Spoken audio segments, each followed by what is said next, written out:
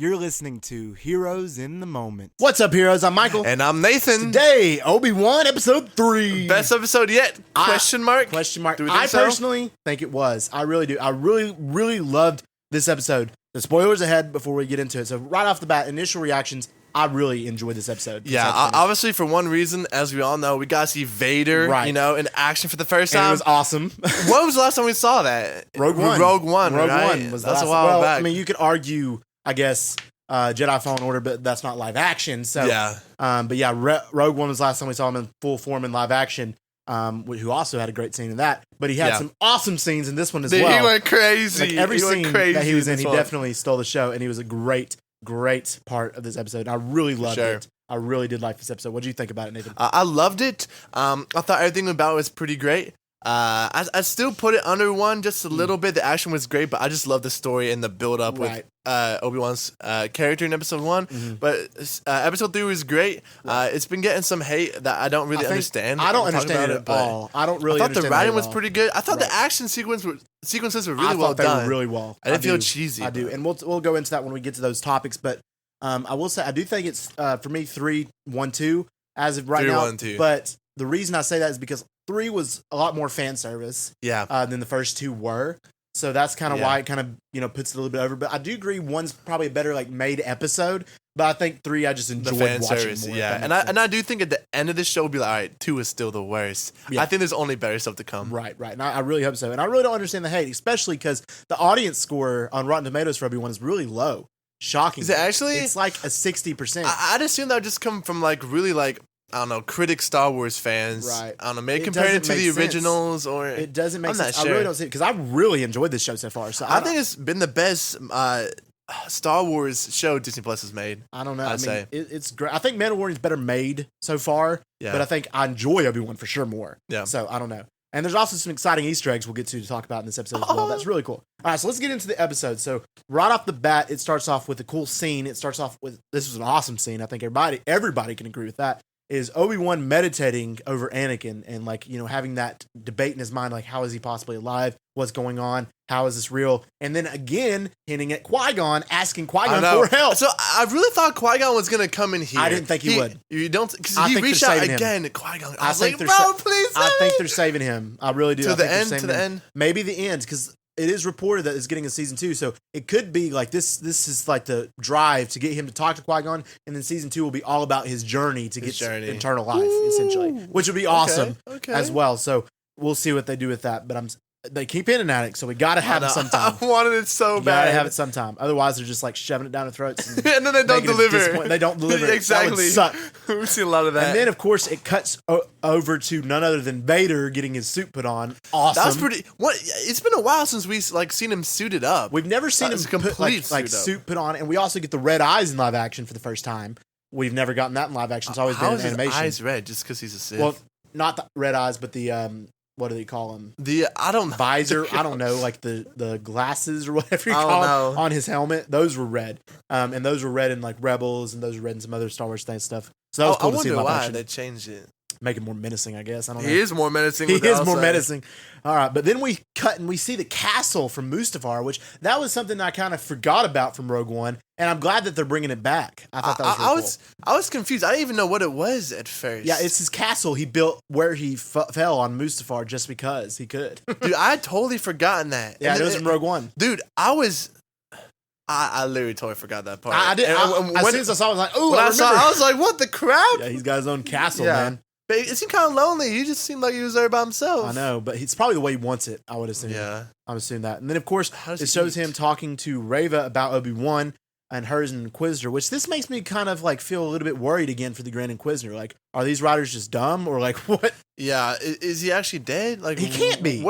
I know. We know he's not because Rebels is canon. Right. Rebels is canon. Fallen Order is canon. He's going to be a Jedi survivor. So it's like, what? Dude, I really don't know what they're doing. I'm also surprised like Reva, whatever her name is, has like the courage to just go up there and talk to him one-on-one and take orders. See, my question is, I wonder like whenever Dave Filoni was watching that episode, because he wasn't in this, he didn't work on Obi-Wan too much. So I wonder if he watched that episode, he was like, pissed. He was like, "What?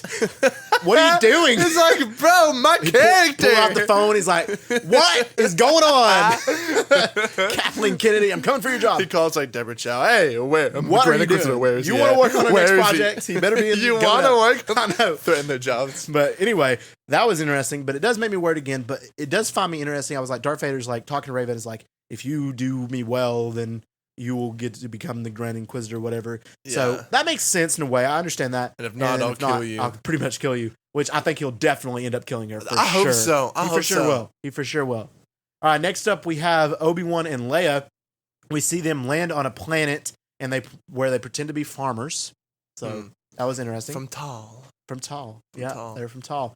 And I thought Leia was better in this episode. I think her acting was a little bit better. And she had more chemistry with She's definitely Obi-Wan. like getting more relaxed, as you can see throughout the series. I can definitely see it. I think she did a lot better in this episode. I love their chemistry in this episode. It's great. It's so funny.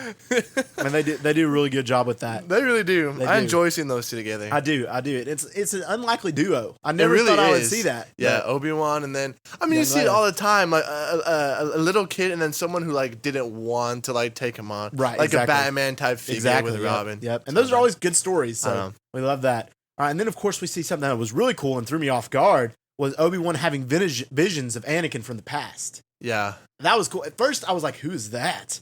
And then when I thought it was like Qui-Gon at first. But then he turned around. It was him. It was like legitimately like Hayden Christensen. It was Hayden Christensen. At first, I was like, "Is that?" So I rewinded it, and bro, it looked like evil Anakin though. It did. It looked like him from Revenge of the Sith. This is probably the last time you remembered him. That's Maybe true. He's remembering that. It did, but he did. I thought he had yellow eyes on that, but I don't think he. That kind of creeped me out, low key. I know. He's going by, which makes me wonder why is he like visioning that Anakin and not Vader? Because he knows Anakin is Vader. So. Right. Well, he never saw him become Vader. Remember, he doesn't. He's never even seen Vader in real life. But he knows that Anakin become them. Right. But like, why would he choose to see that version? I feel like of Anakin? He chose. Well, he didn't. Of course, it's subconscious anyway. A boy version. It's subconscious anyway to see those visions. But I feel like that's the last time he remembered him as, because he doesn't want to remember him as burning corpse pretty much. And probably not. That's the last time he saw him as the way he wanted to remember him. So I feel like that's probably why subconsciously that it was created as a vision for him to have, which was super cool to me. I feel like most of the audience reactions to that was really well received. So I really enjoyed that part myself, and I was really shocked. So I thought that was really cool. All right, the next up, of course, we have Obi-Wan and Leia had more interactions with this. What was his name? The Freck. The Freck. Wasn't it? I liked Freck. I liked him at first. I know he was super like praise Empire, he's but like super like jolly, and you don't get to see like that many civilians like excited about the Empire, and like that's controlling the their one thing planet. that I thought was really cool that they did well, is because we have never seen that. Yeah. We've never seen a planet that's overrun by the Empire, but glad that they're there. Yeah. So that was cool. I don't know if he speaks for everybody, but they seem to be doing pretty well. Right. So that was pretty fascinating to me. Because we've never seen that side of things. And we know with we always have with war, you'll have the side that supports the actual, what they're doing. So I thought that was pretty fascinating. And then, of course, later we see the stormtroopers end up, finding out about Obi-Wan and all this stuff. But then we see a stormtrooper get cut in half, and that caught me off guard. That was cool. I was like, yes, Disney. I was like, cut him in half. I mean, you won't see blood because all this stuff is from, it's from like laser bolts, and then it's from lightsabers, and there'll be no blood because it cauterizes it instantly. Right. But seeing him fall through was cool. It was super epic. I was like, yes! Was it not? It was awesome. And then this girl comes through. You remember her name? Who helps them out? I forgot her name. I thought it started with a T. Could be. But I've only watched it once. I can't remember, but she came and helped them out. But she's actually, like an officer, wasn't she? She was. She pretended to be an officer, but she wasn't. She was an officer? No, I think she I thought she actually is in the was Empire. An officer. She was Empire because she didn't know exactly what was going on, and then she got out of it and was pretending. I think that's what it was she was said. But I liked her. I really liked her character. I thought she was kind of cool. I thought that they did her really well. They did. And especially that one scene where Leia's talking to her, and she's like, they're just basically talking about the risk. Like, is it even worth it? And she's like, yeah. Like that part hit home. Like she's risking her life to save these people. Right, and she had some good dialogue, and she was a really cool character to that addition to the show. I really enjoyed her. I liked her character. And I thought it was really cool because she then, of course, took Obi-Wan and Leia through this, what seems to be like a Jedi Underground Railroad kind of system. That was cool. That was kind of fascinating. Like Harriet Tubman days. It was. And I mean, it was like something, I never thought we'd see. And I never even dreamed, could happen. Because it was just like one building, and then there's like a huge tunnel. Like, well, I didn't see that coming. And I thought that was actually super, super cool. And we see that there's a lot of people out there that are still helping these Jedi. And I've been seeing a lot of complaints online because obviously you can never make Star Wars fans happy.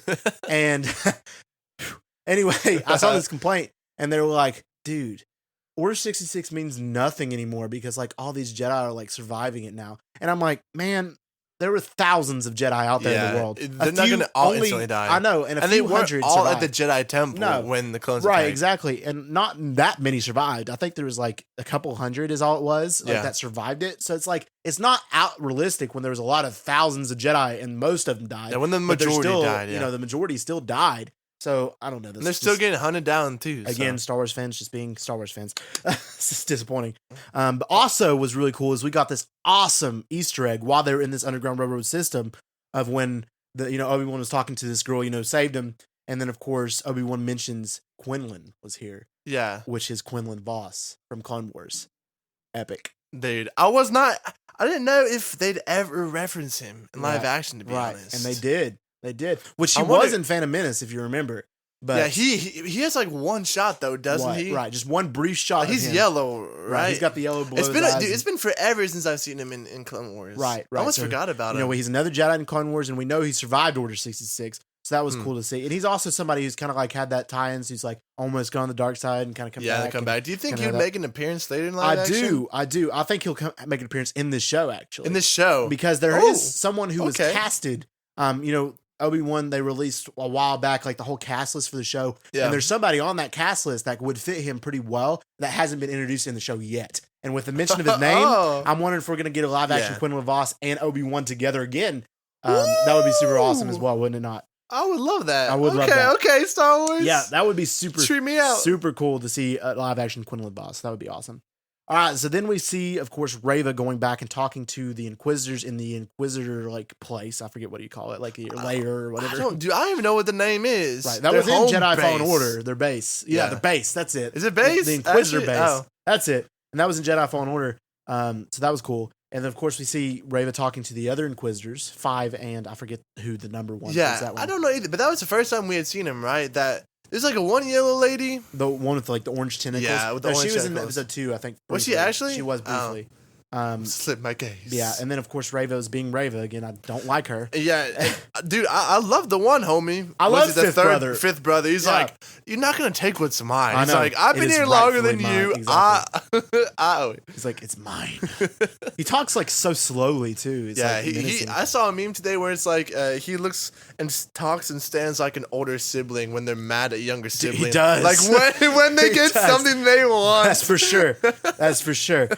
All right. And then, of course, we have that whole interaction. Again, though, there is a lot of, things going on about Reva and her character. And was it Moses Ingram who plays her? And she's getting like a ton of hate online for this character. I will say, me and Nathan both, we don't condone hate towards an actor, but hate towards a character is completely different. Yeah. But when Disney and Star Wars themselves and tweeting and stuff and they're like, we do not tolerate racist comments and stuff like that, which I understand she has been getting some racist comments towards her personally. Yeah. But I still don't think, I feel like they're making it more of a race issue than it is because there's so many previous Star Wars characters like Mace Windu, Lando Calrissian, James Earl Jones, who've not gotten any hate because they're so well received as characters. And they're very well written. Right. Very good characters. She's the exact opposite. She's a good actor. She's doing what the directors want her to do. Yeah. Her dialogue is bad. The whole story right now is just not that good. It's not. So that's why she's getting hate. It's not because, of her race, like you said, but like we just generally don't enjoy her character. Right. So and so that's it's a director's decision. It's decision. just really weird that they're making it more of a race issue than it is. Yeah. And of course we don't condone any hate towards the actress, but hate towards the characters is different. So, Facts. I hate lots of characters. I do for sure. I agree. I really do. Everybody in Boba Fett. Yeah. I still love Boba though. Gotta have Boba. Love him. All right. Then we go on and we have Vader finally land on this planet where they find out where Obi-Wan is. And we have this awesome, epic, best scene of the show so far, in my opinion, of Vader going through the alleyway of the village and just pulling people out of their hiding places and killing them. Dude, I feel like we've never gotten to see the Force used in that specific way before. Right. Because when you think about it, how powerful he is, he could kill anyone like with the thought just by snapping their neck like he does. Like he doesn't even need like barely lift his hands. No. He walks by, he can pull them out. He can choke them. He can snap their necks. Like that was cool. They didn't hold back for that. It's arguably the most powerful Force user ever. So it's like, he can do some stuff. I know, dude. I was so hyped. And he was doing all of that just to draw out Obi-Wan of his hiding place because he knew he was there. Yeah. He could sense him. And that was just so epic. And the way, like, I mean, he was menacing. Like, he was scary know, coming down that aisle. Walking through, oh my. I know. The way they filmed it was great because at first they just showed the alleyway, but he wasn't there. Right. Then you hear the breathing, then you see him come around the corner. And this is why he's the most iconic and probably the best villain in all of, pop culture. So Oh, wow. it's pretty awesome to, see him back again in live action. Of course, and then we see Obi-Wan feeling like he needs to go out there and feeling like he probably needs to see what's going on anyway. And he tells Leia to go with that one girl, I can't remember her name. Run away. We're just going to call her, I don't know. What do we call her? Like Officer. Emperor. We're just going to call her Officer. Anyway, she goes with the officer and they go down the alleyway and then Obi-Wan turns around and goes out. And then we have the Obi-Wan and Vader interaction. What do you think about that? Dude, we have waited so long for that moment.